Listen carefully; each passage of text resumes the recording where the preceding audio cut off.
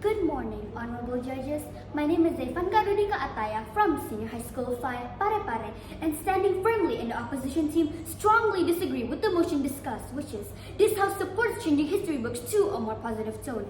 The motion of our discussion today stems from a national conversation that began when a prominent Indonesian political figure, Fadli Zon, publicly proposed the need to revise the tone of our national history books into a more positive one. According to him, the updating of history books will be done by prioritizing an Indonesian-centric perspective. This is to eliminate colonial biases, unite the Indonesian nation, and make history relevant to the younger generation. He argues that our curriculum is overly focused on tragedy and colonialism.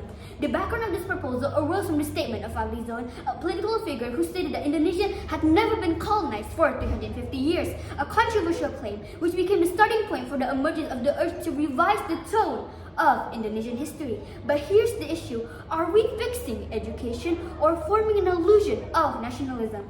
In history, wounds are part of our identity. Telling dark events such as colonization, the 1965 massacre, or the tragedy of human rights violation does not mean that we are degrading the nation. On the contrary, by recognizing and understanding the darker parts of the past, we form collective resilience, critical thinking, and commitment so that these mistakes are not repeated. By changing the tone of history to be more positive, there's a great danger that 1. Dark events will be normalized or romanticized.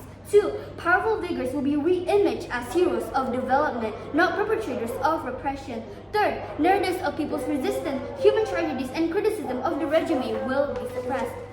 Your Honor, you may ask, what is the risk of sanitizing history? Let us be very clear. Changing the tone is not neutral. The tone is the lens. If you soften the language, remove the pain, and emphasize only the uplifting, you are no longer telling the whole story. You are editing it for the emotional effect. The proposition will say, we are not erasing, we are balancing. But we ask, who decides what's positive? Who decides what's too dark? And in a nation where memory is already fragile, what happens when we begin to filter our past through a lens of optimism rather than accuracy? Historical Transparency Alliance reject the single-minded rewriting of history that the government is working on. They believe that the rewriting of history could silence the truth. Let's be brutally honest. One of the biggest dangers of this motion is that it opens the door for the powerful to clean up their own past, all in the name of positivity. The psychological argument in this case, the proposition may argue that historical trauma leads to national inferiority, but they ignore the real psychology of resilience. Psychologists such as Viktor Frankl and Carol Dweck have shown that people grow from hardship, not by forgetting it, but by understanding it. You don't inspire students by hiding pain, you inspire them by showing how the people overcame their pain. The Holocaust is still taught in Germany. That proved that the countries don't skip trauma, they teach it critically. And as a result, the young citizens are aware, reflective, and engaged. History, by its nature, is uncomfortable, as it should be. Changing the tone also means political instrumentalization. Let's not pretend that this proposal is purely academic. As the proposition will mention, this entire motion began with Fadli Zon, a politician who publicly declared that Indonesia was never colonized for 350 years. Is this historical leadership we want determining what is positive or not? This proposal is born out of political motives, not educational ones. Shifting the narrative tone opens the door for those in power to shape memory. And when history becomes a tool of those in office, we trade education for propaganda.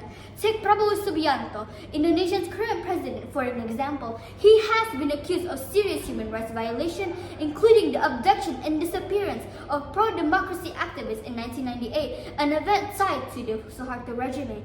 These are not rumors. They are allegations made by victims, human rights groups, and even history official government. He was dismissed from the military, and yet when history gets sold with a more positive tone, what happens? Those violations are softened. They become controversial moments or necessary sacrifices.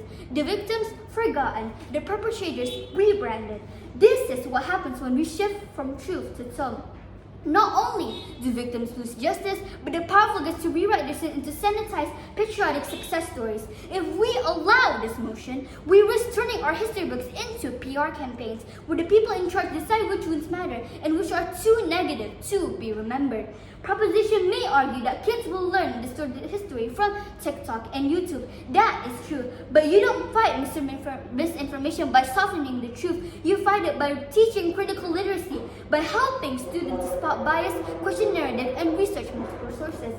This proposal may want to empower students by hiding the darkest parts of history. We argue the opposite. We empower them by giving them the tools that darkness and understand them.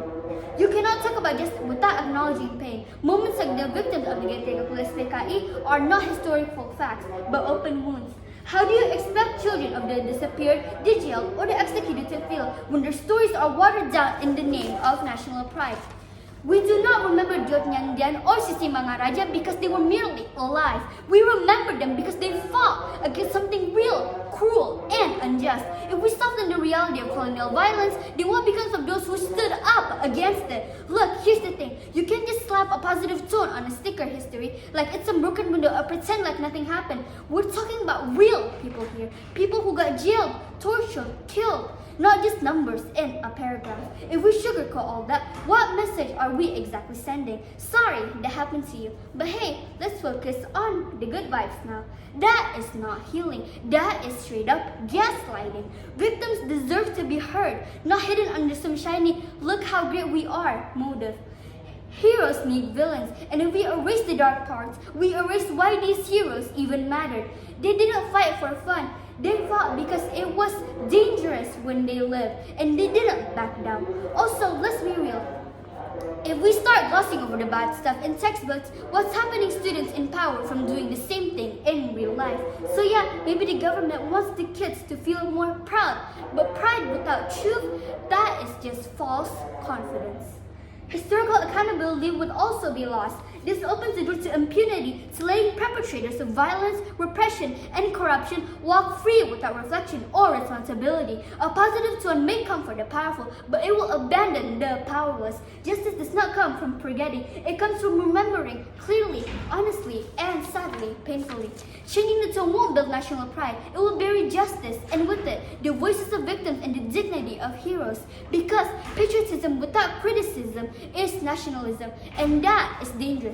Your Honor, the solution that we can give is one, teach the full context, not just emotional trauma. Show students why events like 1965 or colonization happened, what system caused them, and how people resisted. Highlight hope through truth, not through editing. Talk about the Reformation movement, civil rights activism, environmental progress, but alongside the difficult chapters.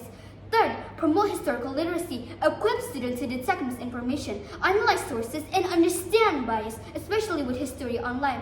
And lastly, recognize all sizes, acknowledge the victims and the heroes. Don't let positive tone become a smokescreen that protects the powerful or silences the oppressed. And thus, that's why we proudly and firmly reject this motion. That is all I have to say. Thank you for your kind attention. Wassalamualaikum warahmatullahi wabarakatuh.